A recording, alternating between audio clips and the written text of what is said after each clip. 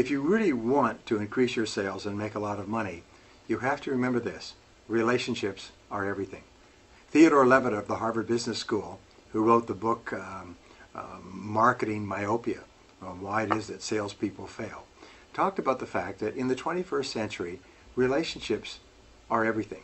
In fact, all selling will be relationship selling. Now, why is this? Well, if you're a normal customer, you've made a lot of mistakes. You've bought things that didn't work out, turned out to be inappropriate. You couldn't get them serviced, couldn't get them repaired. You wished you'd never bought them at all. So now when you go in to see a customer, customers are naturally suspicious. And what you have to do is focus on building a high-trust relationship.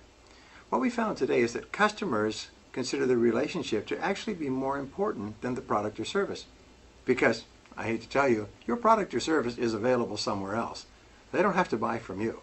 They can buy from your competitors or not buy at all. And the only reason they're going to buy from you is because they like you, and they believe in you, and they trust you, and they feel that what you say is true.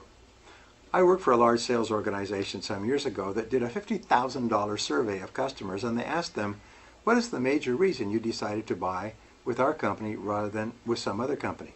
And you know, over 80% said, because I trusted the salesperson more than I trusted the salesperson of the other companies.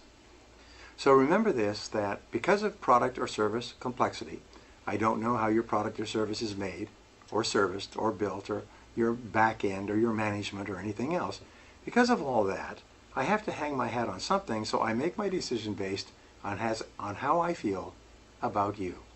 As far as the customer is concerned, the relationship comes first.